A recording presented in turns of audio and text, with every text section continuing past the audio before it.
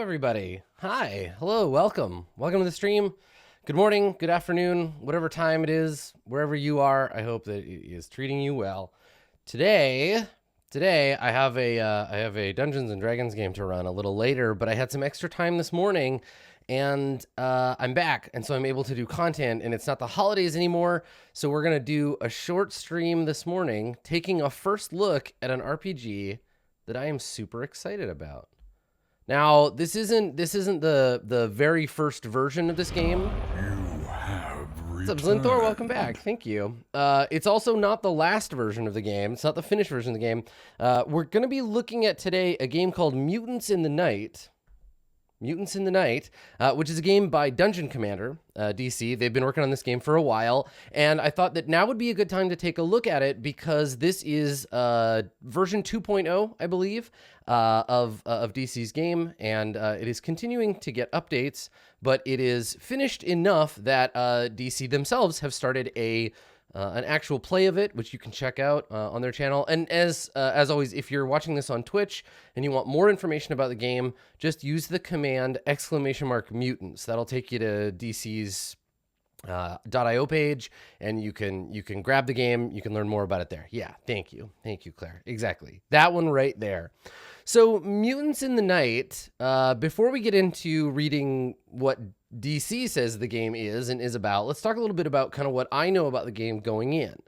So it is a Forged in the Dark game, which means that it's a game based on Blades in the Dark, much like my own forthcoming game, Womb of Night, much like Girl by Moonlight, and you can see that there is a theme developing in the naming convention of these games, which I think is really cute because, like, you certainly don't have to, when you're making a Forged in the Dark game, you certainly don't have to call it X in the Y or X something Y, but we seem to be doing it anyway, right? It seems to be a thing that we're all doing to kind of tie it together in the same way that you see games based on the Apocalypse World engine. A lot of them were kind of named similarly. Yeah, right.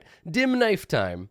So Mutants in the Night, Forged in the Dark, which means that it is to some degree or another reliant on or based on or derived from John Harper's game, Blades in the Dark, which is John's intent. Absolutely, right? John wrote Blades in the Dark with a mind towards other people building new cool things out of them. And this is one of those new cool things. DC has done something quite cool with this game, and I'm really excited to take a deeper look. It combines a lot of things that I really find interesting and cool thematically. It presents a vision of a world that I would love to learn more about and to dive into with some friends. And I'm definitely going to be keeping a close eye on this game as it continues through development. If you purchase the game now, you will continue to get updates to it as it's processed, and you'll be able to support a fledgling designer in their design work. So definitely go check it out if you're interested in the game. But if you need a little bit more information about it, you've come to the right place. We're going to dig in a little bit. So this is the cover. This is the current cover of the game. You can see it is it's a fairly simple design. The format of the game is I don't know the exact dimensions, but it's more of like a 7x6 format rather than the sort of tall book form. So it fits better on a screen. Though I suppose you could also print it out if you wanted to. It's a fairly short game right now. The game is 17 pages long, and as such is more of a supplement to Blades in the Dark than its own full book. Like, for example, if you look at Scum and Villainy is the far extreme of what a Forged in the Dark game can be. It contains all of the rules of the game. Mutants, you would have both available, though again it's in dev, so who knows? This may take on a much larger version. We'll have to see as it goes.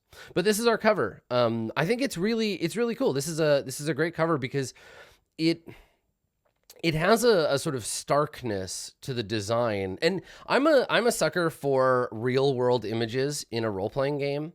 I think there's something really cool about it. I really like that about the most recent Unknown Armies.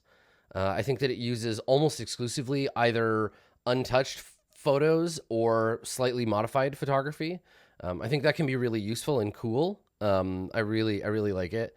I also think that it's just a great like image, right? Like the construction of it is quite nice. It pulls your eye down towards the logo. It creates an image of a very literal underground, right? There's graffiti, which is hugely important in the image, right? It presents a visual milieu that we can kind of dive into right away. And yeah, and I think it's quite effective. I think that this does a lot in setting the tone of the game, right? Like it could very easily have front and centered the mutants themselves, right? Like we get them in the logo, right? We see a guy with horns. We see someone next to that person with horns with like a halo.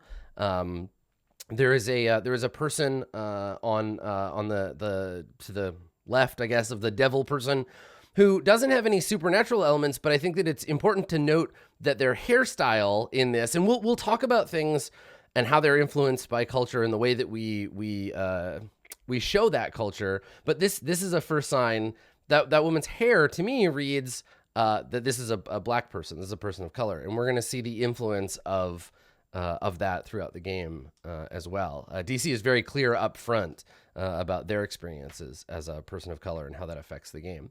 And then we have somebody with fire in their hand and somebody with a knife. So there's violence. There's some balance there, and these are obviously supernatural characters in some way, which reinforces the mutants in the night. I really like the font too. I think it's simple and yeah, and it's strong. Yeah, Tris makes a good point. That's true. That's very true. There is a big difference between people of color, of which black people are, and then a broader scope, people of color, as in people who are not white. Yes, that's a good point. Thank you, Tris. So the game itself presents right from the get-go that it may not be the superhero game or the post-apocalypse game that you are expecting when you pick up a game called Mutants in the Night. I think it's really interesting that there are a lot of people who, when they hear the title of this game, immediately go to that Frank Sinatra song, right? Strangers in the Night. I'm going to go out on a limb, and I'm going to say probably Strangers in the Night has nothing to do with anything in this game. Frank Sinatra sucks. So we'll just put that out there. I don't think that, but it is interesting, right? This is the thing, the challenge of choosing a title and recognizing where that title will land for your audience, right? And I think that that's an interesting choice. It's a thing that people will pick up on, regardless of what your intention is. So I think that's really interesting. I've been seeing a lot of that as a response to the title, and kind of wondering like where DC. I'd be curious about what DC thinks of the of that response, right, and where that title came from, above and beyond what we said before about the sort of forged in the dark approach. So anyway, I think this is a great cover. Whether this stays the cover, whether this stays the logo, we shall see. But I think that it's a great start, and I think that it pulls you in. Let's take a look at the sort of base stuff in the game. I really like that DC sort of stepped forward and put the influences right here on the first page. I think that's really cool. So we get an early table of contents here, just right off the bat, explaining kind of what the game is about. So we're going to be looking at the world of the game, sort of the setting. We're going to be looking at the culture. I like that it has its own separate subcategory there. There are factions in this game, which is the same as in Blades. We'll go through character creation, talk about abilities, the rules of the game, and then how it is played. I do like that the game calls out specifically that the traditional sort of game master role is the facilitator in this. Now, I don't know if you're more familiar with Blades in the Dark than I am, what does Blades call that role, that person who is not playing a single character? Yeah, I'm curious about that because I noticed, and it's called out. It might just be the game master. Yeah, I think that it's interesting that it's called out in Mutants as a facilitator. That's an intentional choice, right? And I think that that's important, and we'll go into that a little bit later. So anyway, Mutants. Its clearest influences are X-Men, which I love. Big part of what drew me to the game. One Piece, which I can't really speak to because I've seen maybe like one episode of it total. Malcolm X and the Black Panther Party. I think that's great and very like intentional, bold choices right from the get-go. And these I think are I want to understand like the little bits and pieces. I'm super curious about the order in which these influences are presented. Right? They're not alphabetical. Are they presented in a random order, or are these in order of most impactful through? Super curious. This is the little stuff that I always pick up on. I recognize some names in the credits as well. Dark Lavender Void, someone who's been around in the community for a while, working on their own Forged in the Dark stuff, and Ben Scary, who did the layout. Also a familiar name.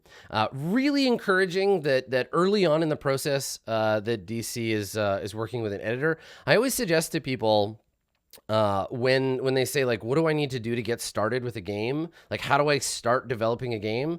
I always say get an editor as soon as possible. Like, work with someone that you trust to edit your material as early as you can in the game process, because it's going to make the end game much better. Sage and I, when we did Dungeon World, we waited to bring our editor in until quite a bit later, and as a result had to do a lot more work making the game suitable for editing.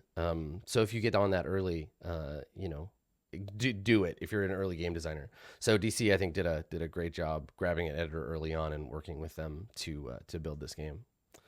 So yeah, it's as I said at the beginning, it's a short game. For now, we're looking at a 17-page version of this, and we're gonna see what it's all about. So I'm just gonna read. I'm gonna read DC's words just from the get-go here, so you can hear in their words what Mutants in the Night is about. So the preamble. The setting provided was inspired by the plight of marginalized people around the world. Mutants hold the key to representing folks of all marginalized backgrounds and direct representations of real, active, and archaic laws that pressure, marginalize, and kill real people every single day. So DC is not fucking around. This is a game that is a metaphor about some very serious, very real stuff. And I've always said, the thing about science fiction, which, as we'll see in the next bit, the game is set in the future. The thing about science fiction is that it's not about the future. It's about today. It's about now, right? So what we will learn is what this game has to say about today, which I think is cool.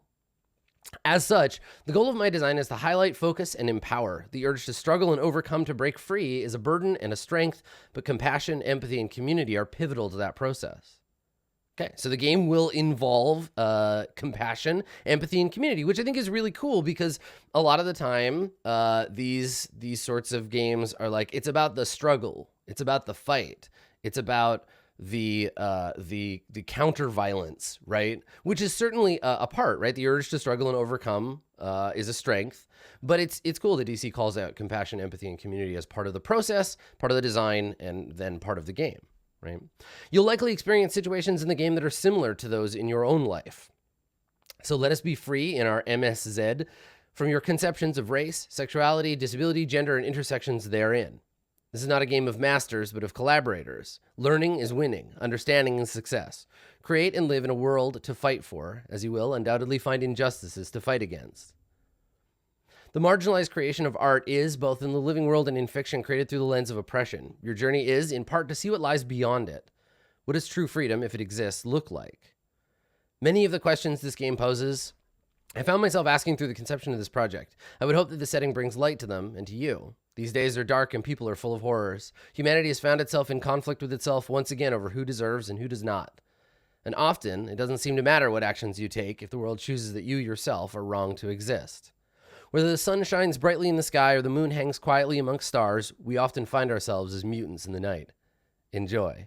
I think that's really cool. I think it's a really neat preamble, and it's not just kind of a like, I wrote this game for this reason. Thank you for reading. This is what the game is about. It's putting a stake in the fiction, right? It's saying this is what this game means. It's positing a thesis statement that the rest of the game will prove out, right? And I think that this kind of text in a game is really important, because this is where a game kind of lives or dies on whether it can fulfill or does fulfill the promise that it makes. And DC unabashedly makes that promise from the beginning in the preamble, saying this is what our game is about. This is what your game will, to some degree or another, tell stories about. These are the things that you will experience and express through playing my game. And here you go. Here's what I hope for you. And so I think that it's brave, because it sets in the ground a really clear stake. It says, this is what we're going to be doing. And I think that for me personally, like as a designer or as a consumer of games, I go looking for this stuff because it's important. I think it's important that games have something to say, and they don't all have to say something about their game's influence on society, or the games don't have to be about big things. They can be about small things, right? Certainly lots of games are, but they should be about something. And I think that in this way, DC is very clear about what Mutants in the Night is about. So we'll see throughout the game what mechanisms reinforce and create this sort of preamble in mechanical form. But reading that preamble, I want to play this game. I think that it understands what I like about, say, X-Men, for example, that idea of the X-Men as a stand-in for marginalized people, and their struggle, compassion, empathy, and community within that. That's something that really appeals to me. So, fictionally, moving from the preamble by way of the author into what the game setting is, where do we set our story? What is the world that enables and empowers these stories? So this is a world in which mutants have exploded into the fore, right?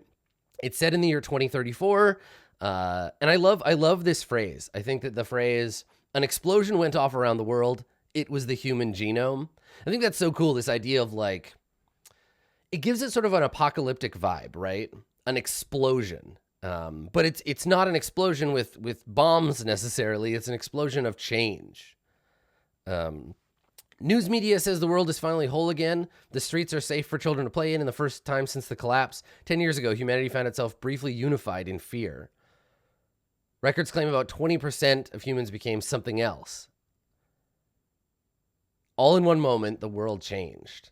So this explosion of change created a 20% marginalized subculture of humans who were immediately ostracized and blamed, and as the game said, the 20% became a target.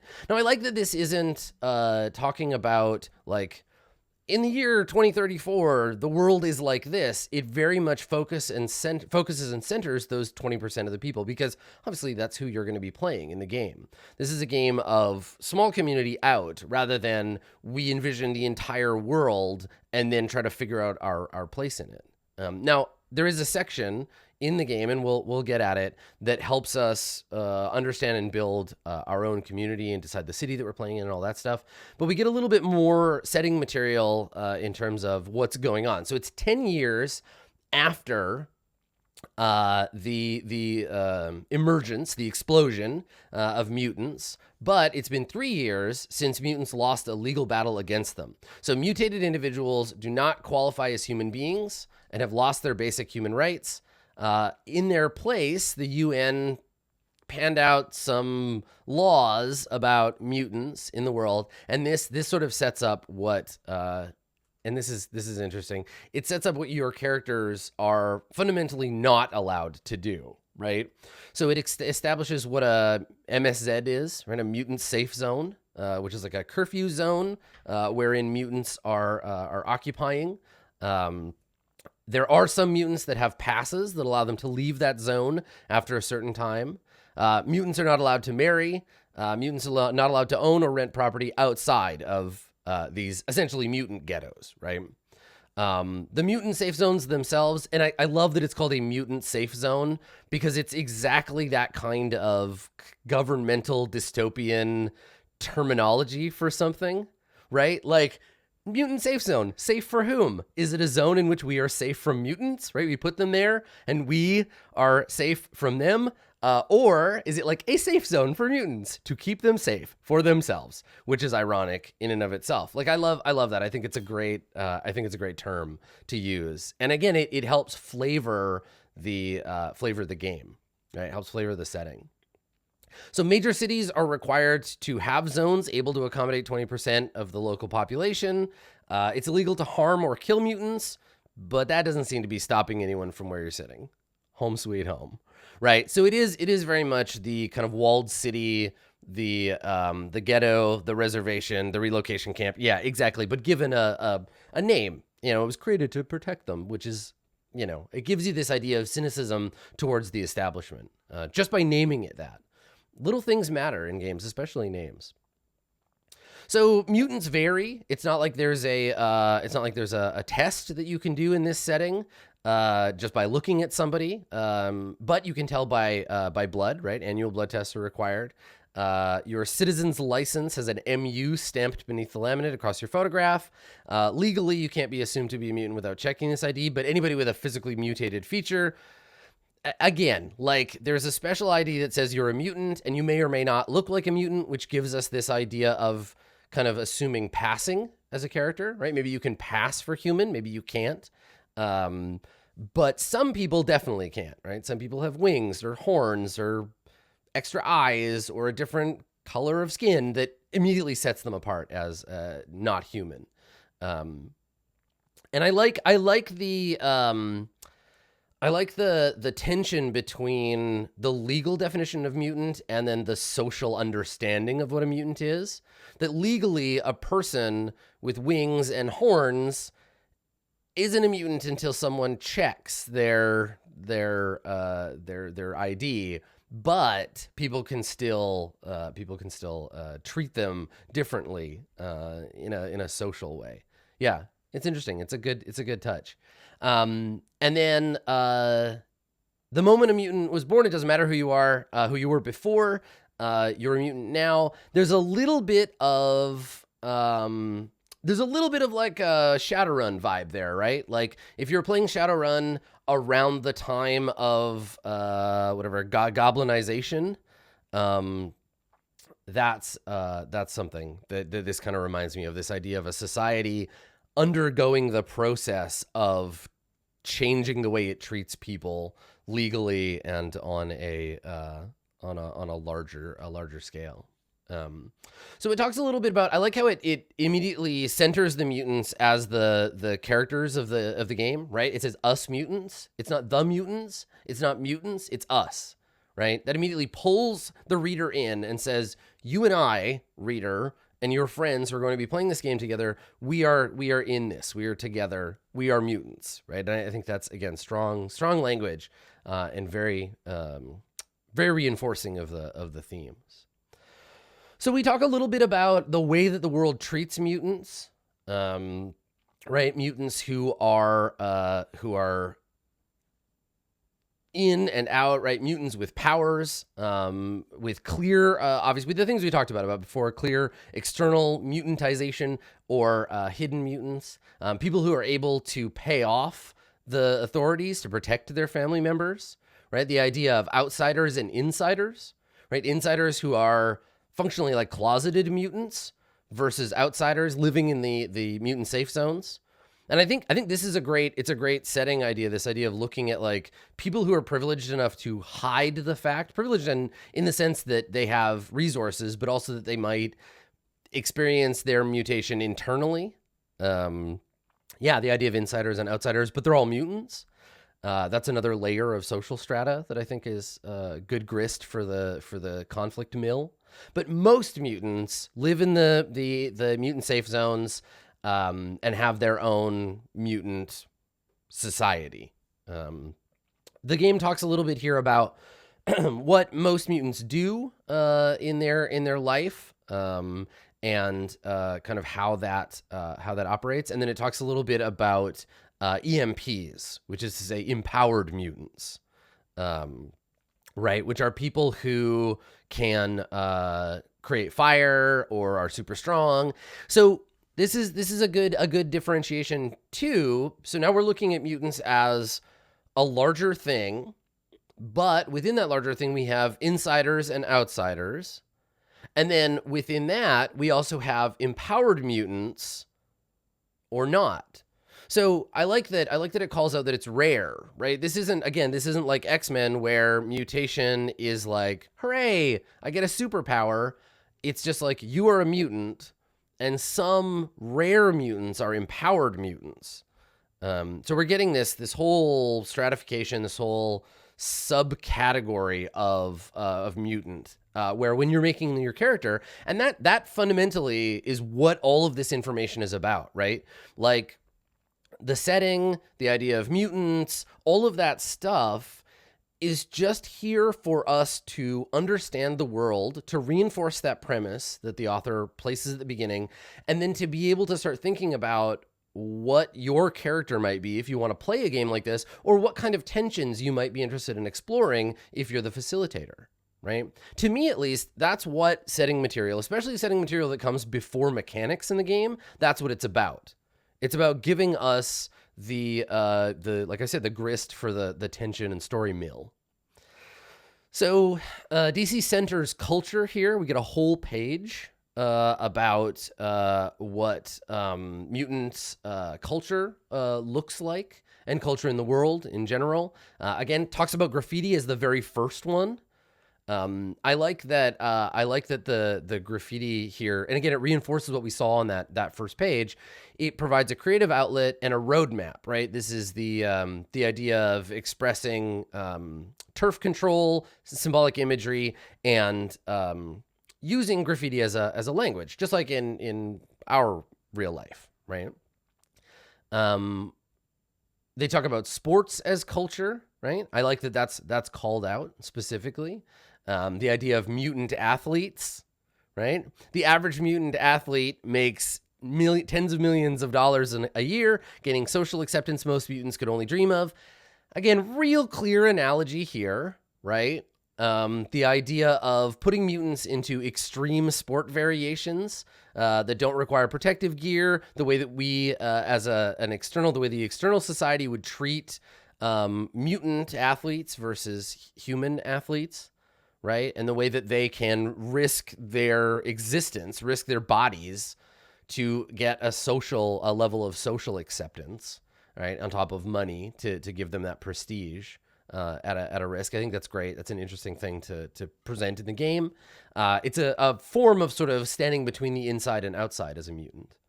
And then fashion as a part of culture, right? Obviously, I think it warrants a full 2 paragraphs in this section because it's relevant, right? The way that people express their identity, that wouldn't change. Certainly, that would grow in relevance for people who are set aside, who are told you're not human. You would develop your own culture, and fashion is a big part of that. And then lastly, drugs. And I think this is a cool way of presenting this. Drugs are in a new era of prosperity because certain strains of mutant DNA have pleasurable effects on the body when their blood is converted into a consumable, which is like, damn, it's like a literally consuming the bodies of people who you have decided are not humans. Like that's a lot. Yeah. Chopped and mixed with the standards, EOD, short for end of days, was born. A catch-all drug sure to give any mutant or normal human their fix for days at a time. Yeah. So that's, I mean, making some mutants' bodies a consumable is a very literal analogy for the way that some marginalized cultures are treated, right? So, yeah, and we see some of this in, the idea of consuming the flesh of supernatural creatures is not new to fiction, but the fact that it's put into this game, again, goes back and says something about the way that privilege consumes the underprivileged, right? it's again a really clear like analogy of those things, and again in a literal sense gives you some more things to think about for your character, right? And then lastly, a general kind of discussion of society, the idea of whether mutants are human or not. If they are, then they should be legally allowed all the rights, and if not, they're subject to all these prejudices. But mutants lost that fight. It's a foregone conclusion, right? So it gives us this universe in which this is just a given.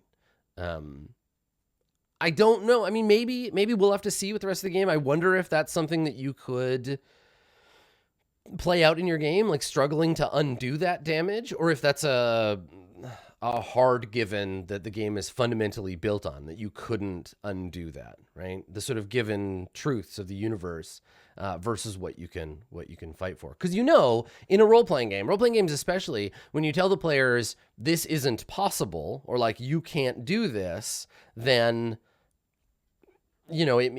players will want to do that thing, right? You can be anything what you want, except you can't be a wizard. Someone will be like, "Can I be a wizard?" So I'm curious to see if that's a struggleable condition or if it's inherent to the game and requires it to function.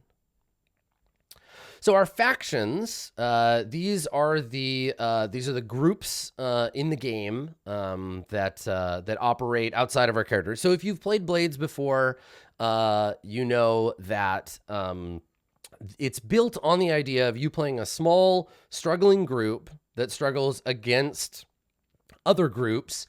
And the core premise is that you're there to try to like make a space for yourself. Either you're trying to rise up and become more powerful than anybody else, or you're just trying to cut out some turf for yourself. But the game is about the collision of the sort of tectonic collision of large groups of organizations and then subgroups therein, right? So you might be like a little gang. There might be some other little gangs, but there may also be enormous gangs in the area. And there might also be other things. So like, for example, in this game, let's talk about Mutants factions. Mutants factions are law enforcement, right? Because you are illegal non-people, essentially. So for everything you try to do, there's probably a law preventing it. So obviously the police need to exist, right? They generate heat. And then there's the Mutant Task Force, right? Who, unlike the police, go into mutant safe zones. They try to come after EMPs. These are, if you like the X-Men, right? These are your Sentinels. Though in this game, I don't think they're giant robots. They're probably a little more subtle than that. The Purists are our anti-mutant hate group, right? The blood of the mutant can taint and destroy that of humans. They are the extremist monsters. The spreaders of propaganda, and these guys are the worst. The Purists are the extreme and obvious bad guys. And then there's the sort of the rest of the universe. So there's communities, right? So communities are the people who are actually trying to make things better, either for themselves or their neighbors or for everyone. Each community has an emissary, which is an NPC that takes on the role of speaker for that community. You connect to them, you know them as a person, but they are a part of what represents that community. And I really like the way that DC describes communities in this. Whatever their goals are, this is a direct quote, whatever their goals are, these communities are experts at what they do. They don't need saviors, but they do need resources. And maybe every once in a while, they need a little hero work. So that's cool. I like that. Communities are blocks of NPCs you're going to interact with. And then there's a community, there's a faction called the Littles.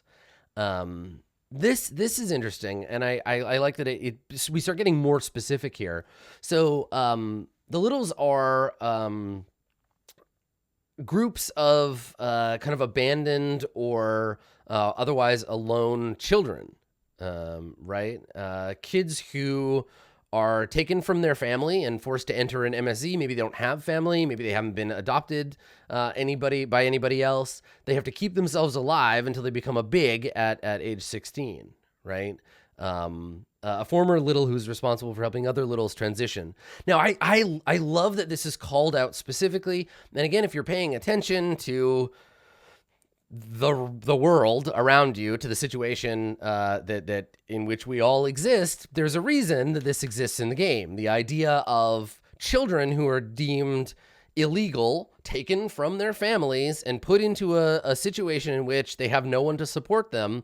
And DC has said, in this world, the response to that is a banding together of these abandoned people.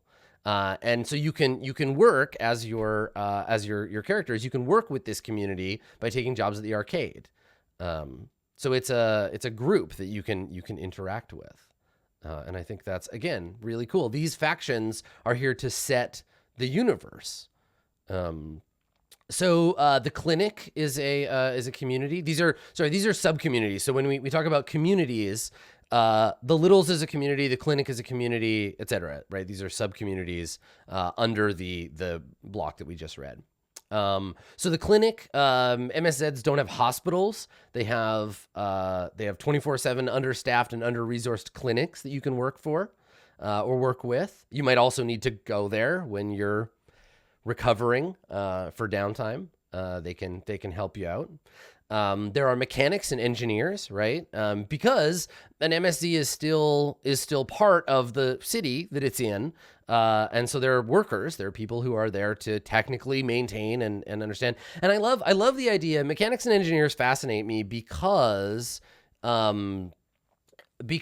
they're kind of caught between worlds. You might be a mechanic or an engineer who is themselves a mutant and someone who lives in the MSZ, or you might be a non-mutant who either by intention or by accident or by bad appointment, you work within the MSZ. You might be someone who is helping or grudgingly in there, or like a corrupt engineer, right? Somebody who is responsible for the infrastructure, construction, and technical maintenance of this place, but is intentionally doing a bad job for their own gain.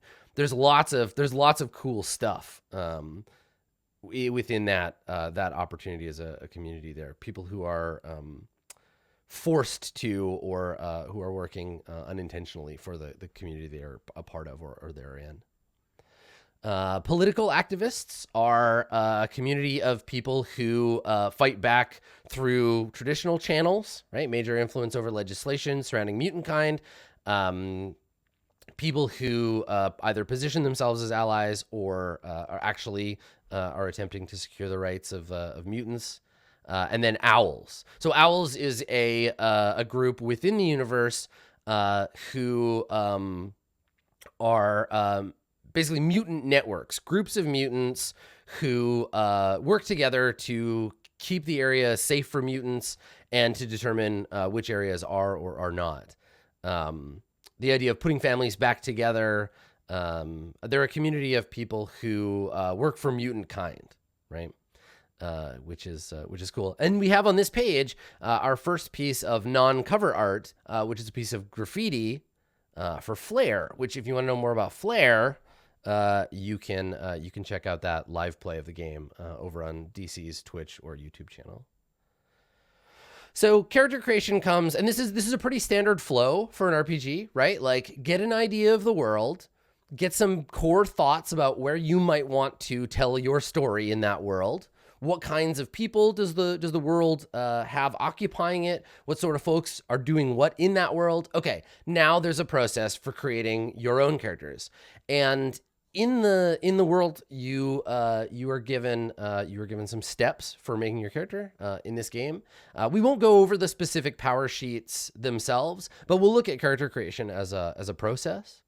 So the first step is to create your city. And I love that it's not separate from character creation. It just is part of character creation. The city is a character, right? Answer these questions together at the table. Is your city a well-known, now changed metropolis or a new city of your own creation? What sort of culture has grown in this space? How do normal humans feel about the MSZ and the mutants there? Where is your base of operations? What does it look like? And this is particularly about narrative and fictional stuff, right? Notice that there isn't any mechanical, like, is your city big, medium, or small? If it's big, then this point value. If it's medium, this point value, right? This is more about just determining the background, understanding what the universe looks like for you in specific. And by the time you get here, by the time you get to page 6, you've established or understood some stuff that you are interested in. And so you can bring that to the table when you create your city with your friends. And then you're going to choose your power sheet, and it holds the details of your mutant power, which means that all the characters are, to some degree, they're EMPs, right? We're going to choose what enables us. And on your power sheet, you have what's called a flare clock. Every ability you use costs 1, 2, or 3 segments of the clock, and I'm assuming each playbook or the game itself will help us understand what happens when the flare clock fills. So when we select a power sheet, we can use a preset, or you can fill out your own. You pick 2 1-cost ability and 1 2-cost from the list. And then when your experience block is full, you can pick some new abilities. So pretty standard stuff there. The power sheets in the game, you can be a chopper, a prestige, a pyromantic, a silence, or a world breaker. Those are our five power sheets. Choppers are messing with people's minds, right? Changing their memories, affecting and altering their thoughts. A prestige is a master of illusion and perception. Pyromantic is you can bend fire to your will. A silence is you're like a ghost, right? You're able to move in the darkness and no one can hear you. And then the world breaker, you have impossible strength and durability. So those are your core. You are one of those 5 power sets. And this is the challenge of playing a game that either is or is adjacent to a superhero game.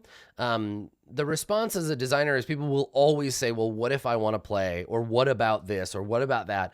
And I think choosing a game like Blades in the Dark to build your game on is really helpful, because it gives the players tools to say, okay, well, if the thing you want it to be is missing, read this game, understand it, and then you're able to build your own. It also allows for some modularity later on, right? If DC wanted to release more as the game builds, or add on a block for power sheets, the game is modular in a way that I think that's really really useful. But it wouldn't surprise me at all if DC was already getting hey, what if I want to play this?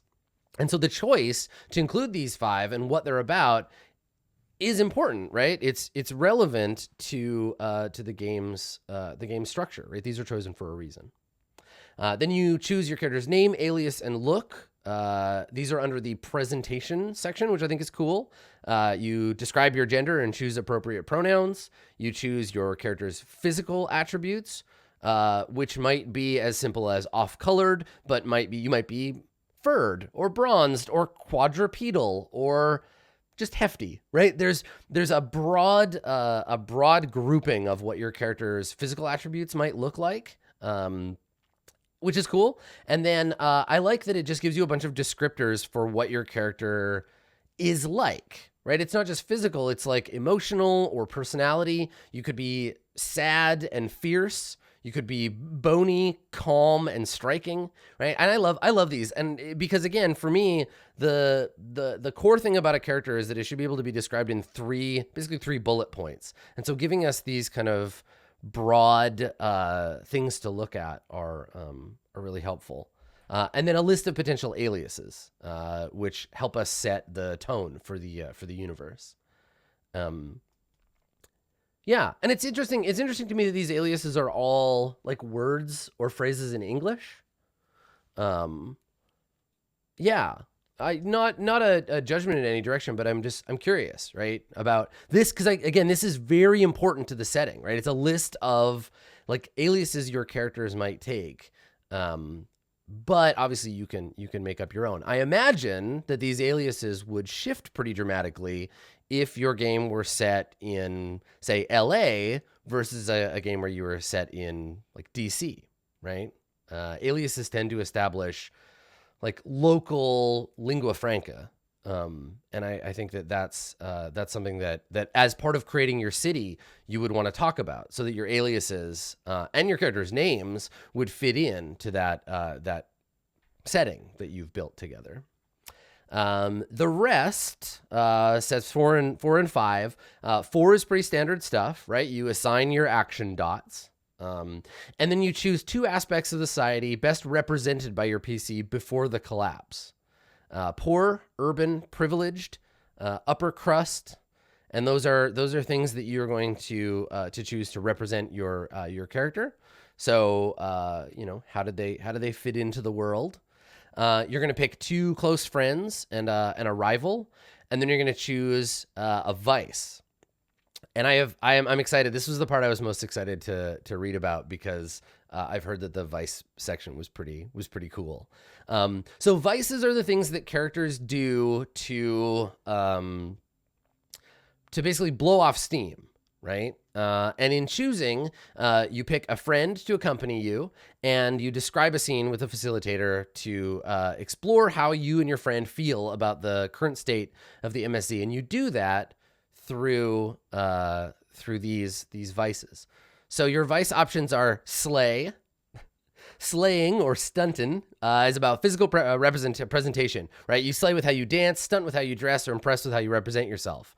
So this is dressing in drag, doing Vogue, driving a fancy car, having excellent stuff, right? You hit the streets and you kill it. You put on your best gear and you get out there and you show your stuff.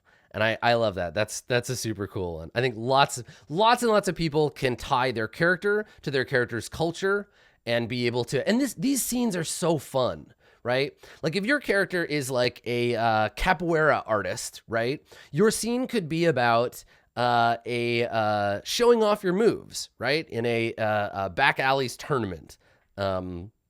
If your character is really into soccer, right? So you're a football player, you could organize a game, right? And so you could show off for the kids. These are cool. So vibin', right? Connection is important for any kind of relationship. So this is about extroverts who seek out hanging out with their friends, going to parties, matching energy with other characters. You can roll solo, right? You can go do and me. So this is about regaining energy by being on your own, doing creative stuff for yourself. You could settle a score, right? Get into a contest, challenge someone, get into a rap battle, get in a race.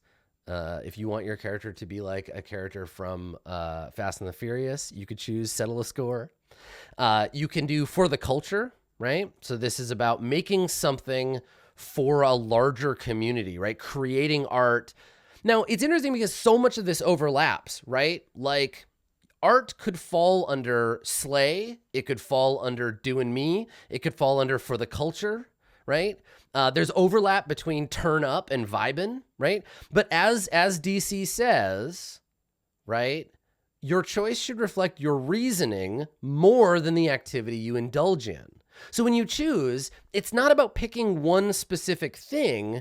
It's about why do you do that? What does it give you as a person, right? Getting turned up might be expressed in a bunch of different ways for a bunch of different characters, but it's all about that specific thing, right? Someone might go to parties to get tore up and have a good time to forget about their problems, but another person might go to the same party to connect with people, right? Or to DJ a set for the culture, right? And I love this. I think this is great because it centers us in our character. It centers our characters as part of a culture, and it asks us to express our characters' desires through those things, which reinforces them in the world. And it goes to show us that this is not a game about superheroes, right? This is a game, again, going back to DC's statement in the preamble, right, about community. Right? Compassion, empathy, and community are pivotal to that process because you involve your friends in your vice. It's interesting that like I wonder if vice, because vice is the name of the mechanism in Blades in the Dark, and I wonder how vice interacts with this and whether that's the word that will continue to get used. Because vice implies that this is something that you can overdo or that can distract you from some bigger concern. Whereas for me, I feel like this stuff is like self-care almost. Like this doesn't feel bad necessarily. I wonder because I don't see mechanisms for overdoing it. I'm really curious. Vice is something I'm going to be keeping an eye on as the game continues to be developed. And then lastly, we establish how our crew came together. And I think by this point, it's pretty like, you've worked together to create the city. You've started to think about the institutions in that city, how people interact, the kinds of communities. And for your crew, I feel like it'd be fun and real easy at this point to figure out how you know each other, right? Like two people who have settled a score, right? Easy connection. Two people who are interested in a particular community, two players who are interested in the same stuff in the universe, right?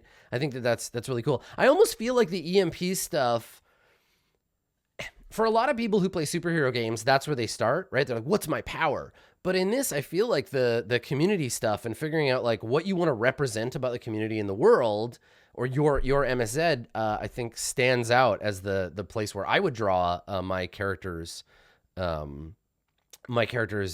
inspiration from. Yeah.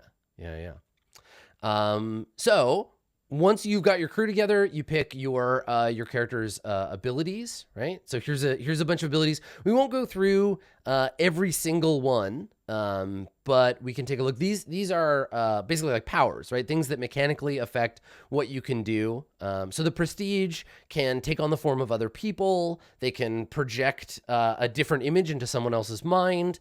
They can create literal illusions. They can put people into an illusory space, and then they can create an illusion of themselves that's like super real to someone else, to the point where they can like harm someone. Yeah, that's a great point here, Dave. So Dave in chat has pointed out that the assumption is that your existence is in and of itself dangerous, right? That the vice is about surviving in a lived experience that a lot of folks might miss as a nuance in the design. Yeah, I think that's true. Yeah, totally. The perception of whether this, like, it feels like a vice from outside. I don't know that the characters themselves would necessarily see these things as vices, but externally, absolutely. Yeah, totally. Yeah, that makes sense. Yeah. So anyway, the silence, as you can imagine, control over sound, right? The ability to hide yourself and others, to use sonar, to stalk your foes, to create destructive sound. I like how the silence is both about quiet and about noise. That's cool. The chopper, who we know as the mind effector. You can change everybody's memories for 10 seconds. You can become a psychic antenna for someone else's thoughts. You can erase things that they remember. You can send them down a spiral of uneasy memories, and then you can completely replace the memory of one target with memories of another. Messy. The chopper. Yikes. I've always said that Professor X is the most dangerous of all the mutants. He just is. Like, come on. The pyromantic, as you can imagine, is do a bunch of things with fire, right? Cause fire to get bigger or smaller. Go into a hellspawn form, where you make your memories. Yes, yeah. Sorry. The reason that the chopper is named this, and this is a great point from Trist. Chopper, as in your memories, chopped and screwed. It's a remixer of memories. Yeah, they can make you drink the purple drink whether you want to or not.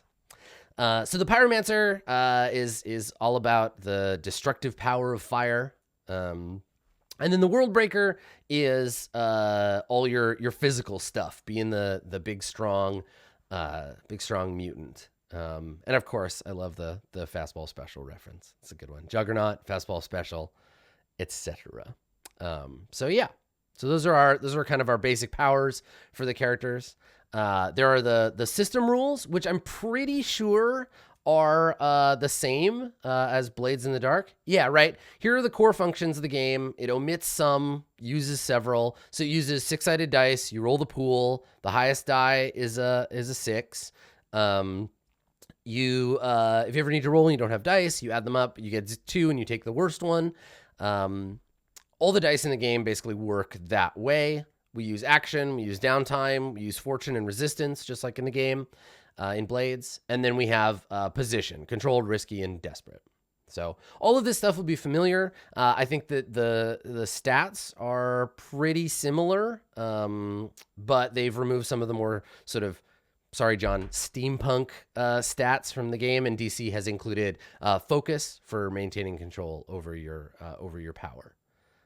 But otherwise, pretty familiar stuff. I would imagine that as the game develops, these action rolls may undergo more or less. They may undergo some change, because at least in my experience, the hardest thing is making sure the mechanic stuff fits with the themes of the game. So yeah, we'll see. We'll keep an eye on these ones as they go on. So some additional stuff, and this is where that flare clock comes from. When you're using a power, consequences of failure means unwanted attention, loss of an advantageous position, or harm. So when your flare clock fills up, you're tapped out. You can still use your abilities, but at a cost. You have to roll focus to determine how much control you have. So when you get tapped out, you run out of control, right? And if you succeed, if you get a 6+, you get intended target succumbs to your power, like normal. 4 to 5 essentially means that the facilitator determines there's a cost on top of it. And then if you get a 1 to 3, you suffer one of the listed consequences and your power is noticed. So you gain heat, right? So it's not just that someone notices, but it's noticed by the wrong people who will make your life more difficult.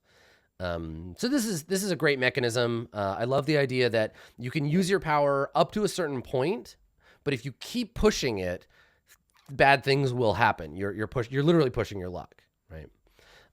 Characters have stress, like in Blades. You can take stress instead.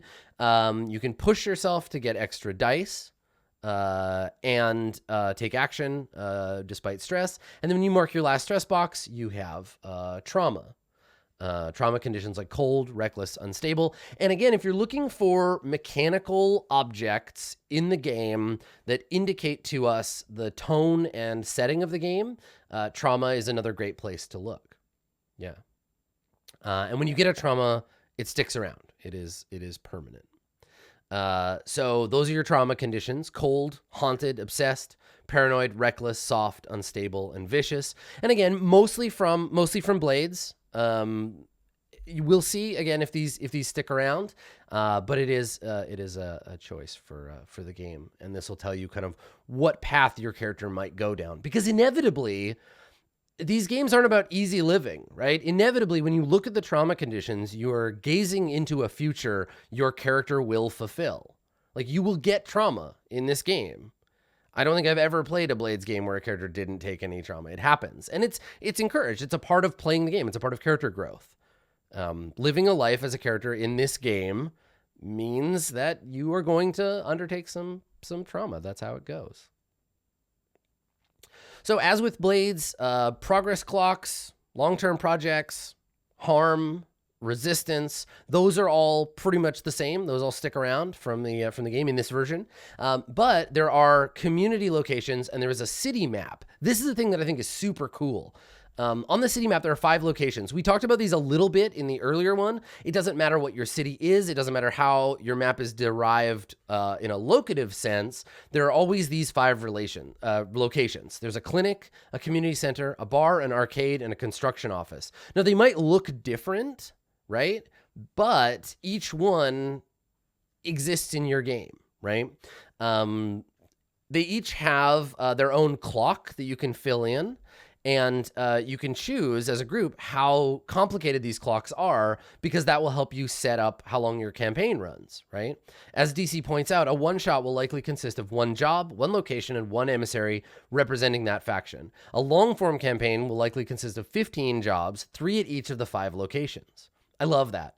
Any game that sets out to express to me how long you could play it and then gives me tools for doing that, primo. I love it. Because I think if you're going to play a game, it's important to think about the end, not just the beginning.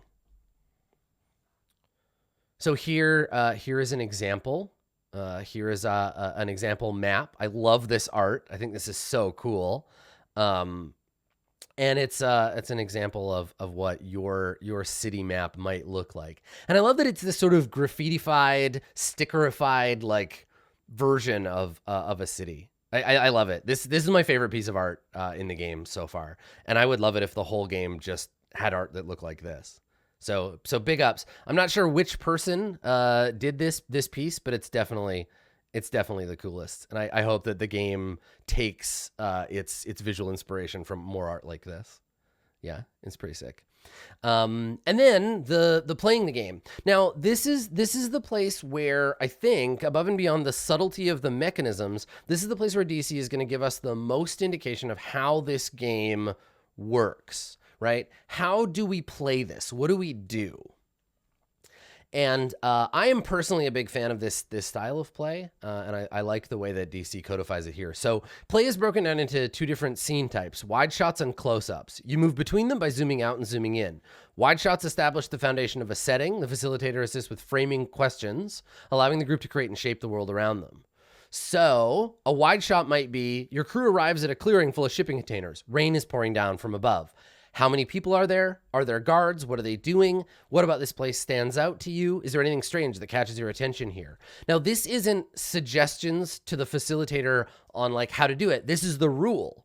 The facilitator doesn't say there are 100 people here. There are 26 guards. The guards have laser guns. There is a tower with a machine gun on it. The job of the facilitator is to facilitate the creation of scenes by asking important or interesting questions. So framing questions gives the group a space to paint in the details themselves. They can negotiate conflicting details with the assistance of the facilitator. And I would love to see more detailed rules for the facilitator about that, right? What kind of questions do you ask? How do you ask them? How do we build a world that creates, because there is a bit of tension in games. There's a thing that you can run into where if you give players the opportunity to create their own adversity, it can deflate the tension or the conflict in the game. I run into that problem sometimes with Dungeon World too, where if you say to the players, like, how many orcs are there, it can diffuse some of the tension. So I would love to see more more info about how to do that successfully. And that kind of stuff comes from playtesting. That kind of comes from watching the game get used and then finding answers to common problems, which is why it's great to take a look at the game at this stage in development so that we can watch and we can contribute how this works at the table, kind of where we would need help. So that's a wide shot. And then you do close-ups, which are moment-to-moment analysis or understanding of the specific stuff that's happening at the game.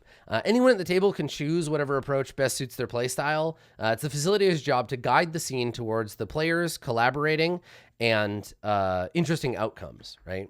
So I think that when you establish what a player's job is, you want to give them rules and tools for doing that job well, right? That's what game design is, right? It's giving people tools to tell a story in the way that you envision, right?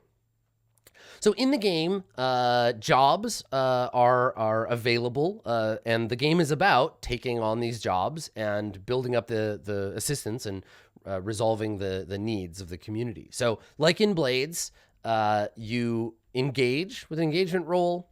There are advantages and disadvantages to that role. You make the role to set you up, and then moving through the job is an active collaborative description. The facilitator will begin painting the picture and what their first point of difficulty is, and then you use framing tools as a group to paint the scene as you move through it.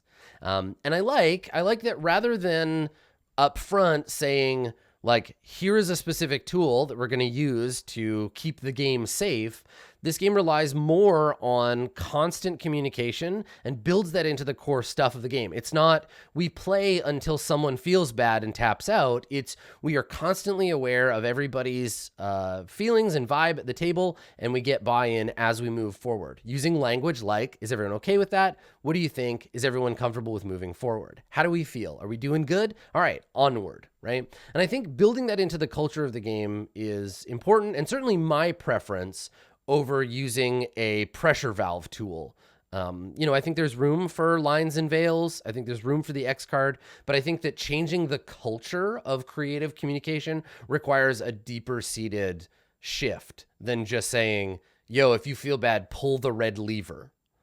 I think there's room for both, and every table is different. But this, for me, is certainly my preferred approach. Just build a better culture at your table, and this game seems to demand that. So more mechanical stuff, how to play, right? Deciding on your action, how we do flashbacks, which fits with blades, and then what to do in between, right? So taking heat. Right? How does that work? What do our entanglements look like? This is how the world responds to you, and I think this is important as a setting piece. And I really like that these are customized, right? So like word spreads that there's an EMP, a super powered version of a mutant, an enemy from a past job goes after your community, or an emissary is kidnapped by purists, right? Things get bigger as your wanted level increases. The police start harassing you. Your enemies enlist an EMP you have to face. That's a big serious arc. And then finally, the worst thing, the 6 result on wanted level 3 is that you get outed, right? All members of your crew are revealed. Everyone knows who you are and what zone to find you in. So you become, and it's interesting to me that the worst case scenario, the worst thing at the highest wanted level is like you lose your ability to hide from a world that wants to kill you, that you're just set out in front of everybody in this very negative spotlight, right? The sniper scope is trained on you. So during downtime, you can pursue your activities, right? You can work on your projects, you can recover at the clinic, you can train, you can cool off at the community center, right? And then you can indulge your vice. So vice, you just make a bad call if you overindulge. So this is what we were talking about before. So this is different. This has changed from the core game. So when you overindulge in your vice, when you push, what it means is you make a bad decision related to your vice, either while you're acquiring it or while under its influence. You either go over the top, you push too hard, and you get another entanglement. You brag about your exploits, which increases your heat, or you cross a line. So you've done something that upsets that trusted friend or lover that you indulged your vice with, right? You hurt somebody's feelings, you push someone away, maybe someone actually gets hurt. You describe it, you get to decide. And I love giving players, because I think this isn't creating adversity for their characters. It's about getting to see your bad decisions through, right? It's not just saying like, what cool, fun thing do you do? Then the GM says how you screwed it up. It's like, no, we're giving you the responsibility to see it through, to play out your own overindulgence, because I think that's really valuable too, right? I don't like the idea of taking away from a player the right to narrate the negative things that their characters undergo, right? Like, if your character is known for getting into rap battles, I think it's reasonable that you would have an idea of what it looks like when you fail, when you push too hard. And I think that's super important to give that power to players. And again, this game relies on a communal narration where the players get to take responsibility for the world at large. And I think that's this is a cool way to push that, to say, yep, you screwed up. Tell us about that. How did that happen? So for the facilitator, some things to think about, and this is like the beginnings of that stuff that I was looking for before, that idea of how do we help the facilitator be the best at facilitating? How do you do it? How do you be a good facilitator? What do you ask? I think lists of questions in this kind of game are really valuable, right? Did you live here before and then your neighborhood just got changed into an MSZ? Did you migrate here? Are you an established member of the community, or do you kind of keep to yourself? Talk about your powers. How did that affect your place in the world? Due to complexity, talk about the complexity of your society's breakdown, right? Like what does the world look like? What is your place in it? What scares you about the world? What makes you feel safe? Like, the community, again, going right back to what DC said originally, community matters. Maybe more in this game than any I've ever seen before, right? And that completely makes sense, right? DC is coming to this game in the sense of we want to understand that marginalized people can form communities that by necessity are apart from the larger society that has pushed them out. And like, how do those work? What are they like? You are part of those communities and you serve them, right? You function as someone who has a responsibility to and can withdraw from that community, right? Like, look at the economy in the game. Let's go back to this, right? So the community is divided into its subsections of the construction office, the community center, the arcade, the clinic, and the bar, all of which are metaphors for that faction or that factor of society, that part of society. They each serve as a place that represents that thing. They each will have an emissary, as a person who is the face of that thing. And your job as mutants is to do jobs for those things, is to build them up, to empower them. But in empowering them, they also give back to you during downtime. So there's a cyclical kind of thing that I think is absent from a game like Blades. Like in Blades, the location and the people of Duskwall don't really matter unless they're our enemy, right? Unless they are part of another gang, unless they are cops, they don't matter. They're background color.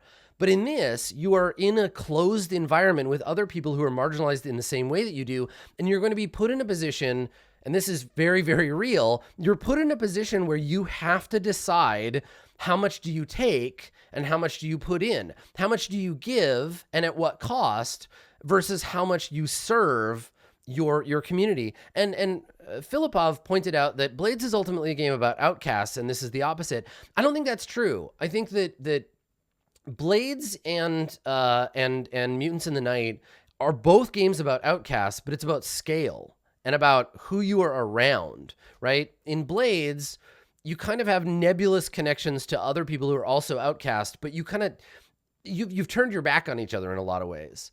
Now I wonder, and I guess this is something that is different in Blades. They're little clusters, little family groups, but there isn't anything in this that talks about other groups inside your mutant safe zone that operate the way you do. You don't have necessarily like rival crews.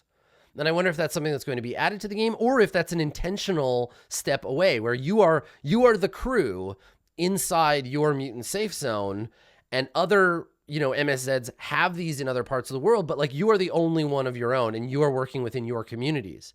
Both things I think are great and interesting.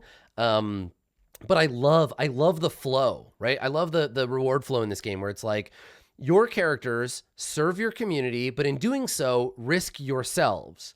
You recover from that risk by being served by your community, which you then serve in turn. So it's this rotative thing where you build up the community, but it also backs you up. But you have to take your own personal risk to serve it. I think that's really cool. And it kind of forces people to recognize that if we want to live in a community, we have to help each other survive and to do better, right? That's very cool. And so the facilitator's job here is to dive into that, right? To understand. And to all of that, to that point, DC calls it out right here. Consider also the personal benefits of cultural assimilation and the luring option of giving into the system, right? That idea of, like, we talked about at the beginning, this is a very subtle game. And I think that it's neat because it's way more subtle than, say, I don't know, X-Men, for example, because X-Men is a very loose stand-in, and talking about X-Men as a large cultural thing is like obviously impossible to do because X-Men is actually a lot of different stuff. But I would say that in my experience, for the most part, X-Men walks that line between writing stories about marginalization from the perspective of privileged people, right? Like it's generally kind of people who are saying, like, we're going to write stories about what it's like to be gay or black or marginalized in any way, but we ourselves aren't really necessarily, but we're kind of trying to represent that in the world, which you can do. But this very much feels like a view from within. This feels like a game. And this is why I think that it's so important to encourage and enable a wide, diverse spectrum of game designers, because this is a game from the inside, right? This isn't saying this is what it might be like to be marginalized under the guise of a superhero game. This is a game about like, this is what it's like to be a queer person existing amongst other queer people. This is about being a person of color. Or in DC's case specifically, this game is very much about a Black experience, which I think is very cool. And I think we need more games like this. I want to call out before we close today, I want to call out that you know, you can often tell a lot about what a game is going to be, both in what the author specifically says and in what the author tells us they are inspired by, both the influences of art and culture, right? I think we can see now the influence of Malcolm X and the Black Panther Party on this game, but also in who they thank. And if you take a look, DC thanks a bunch of really excellent people, many of whom I am so happy to see listed here, but also Black people. Like this is and this is something that I can say about DC as a designer. I am so excited to watch them build this game and to see it take off and to see it played and to see people experience it, because it is saying something that I don't think I have seen any other game say before. And it's saying it in a way that I think makes it accessible. I think there are people who are going to look at this and say, I like X-Men, I like mutants, I like superheroes. I am going to check out this game.